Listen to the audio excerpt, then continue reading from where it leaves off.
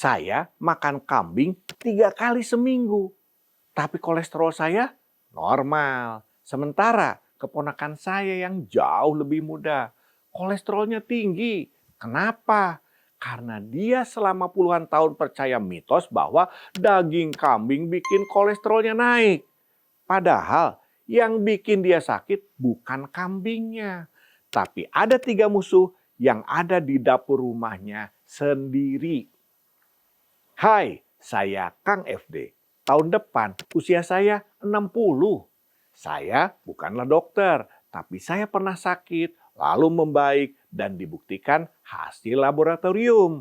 Yang saya bagikan ini bukan teori, ini jalan panjang dari salah paham sampai benar-benar paham. Hari ini kita bedah tuntas. Daging kambing itu bikin kolesterol naik atau cara masak dan cara makannya yang salah. Dan kenapa langsung minum statin habis makan kambing itu bisa jadi tindakan yang salah. Masalah utama, di Indonesia daging kambing selalu jadi kambing hitam. Maafkan pelesetan saya ya. Pasca Idul Adha, puskesmas penuh dengan orang minta cek kolesterol.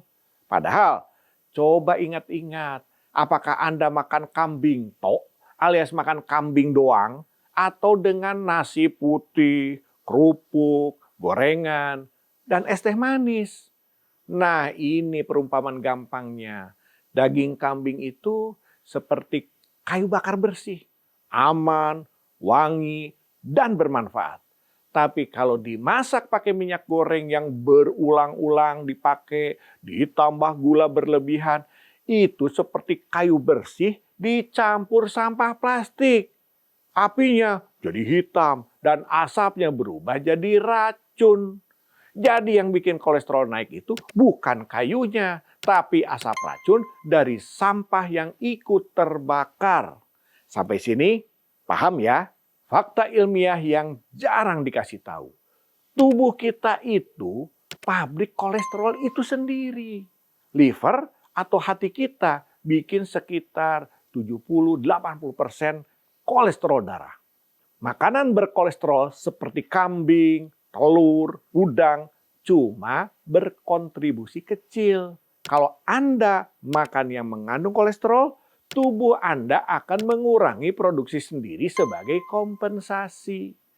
Jadi, kolesterol dari makanan tidak otomatis bikin kolesterol darah Anda menjadi tinggi. Ini fakta ilmiah dari Harvard Medical School tahun 2017. Di situ jelaskan liver dan usus kita membuat sekitar 80% kolesterol yang dibutuhkan tubuh. Hanya 20% dari makanan.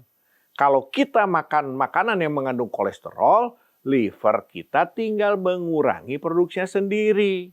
Jadi, kolesterol dari makanan tidak bikin otomatis kolesterol darah kita jadi tinggi.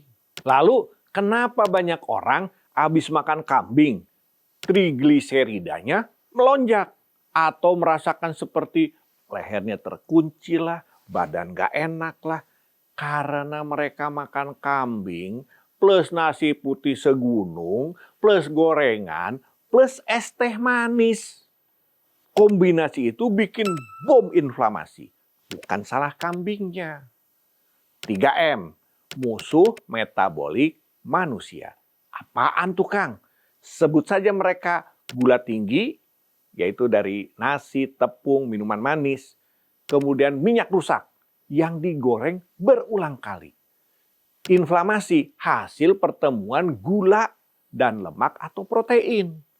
Kalau 3 musuh ini menyerang, trigliserida naik kayak balon. LDL jadi teroksidasi. Nah ini nih yang bahaya. Pembuluh darah mulai iritasi. Saya kasih perumpamaan supaya mudah dipahami ya. LDL itu seperti mobil pengantar barang.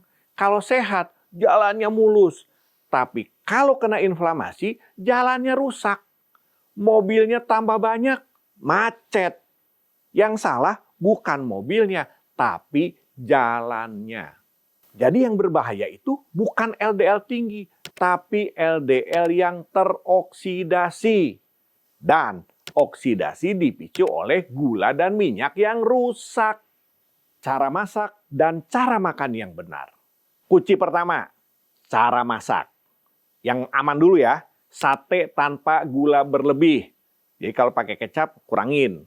Gulai pakai santan segar tanpa minyak tambahan. Grill, pepes, rebus.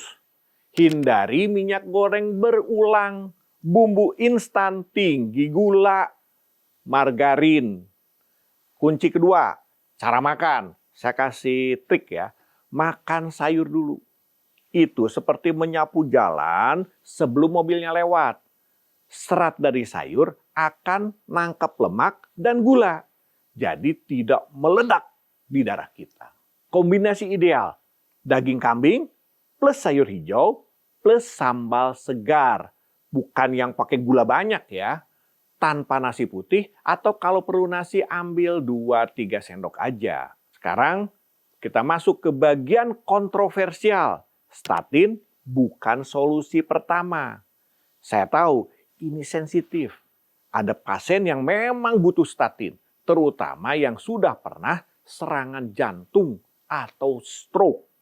Tapi ketika kebanyakan orang habis makan kambing langsung minum statin, itu overreacting. Itu kayak memadamkan api kompor dengan selang pemadam kebakaran. Mungkin berhasil, tapi Anda basahi sekampung. Efek samping statin, nyeri otot, gula darah naik, berdampak pada fungsi liver bagi sebagian orang ya. Yang benar adalah 1. Cek lab dulu. Lihat LDL, TG, HDL. Kedua, lihat rasio TG dibagi HDL. Idealnya di bawah 2. Yang ketiga, baru konsultasi dengan dokter. Minta resep. Bukan berarti saya anti statin ya. Tapi saya anti kebiasaan pakai statin sebagai asuransi habis makan enak. Akar masalahnya ya di 3M tadi, bukan daging kambing.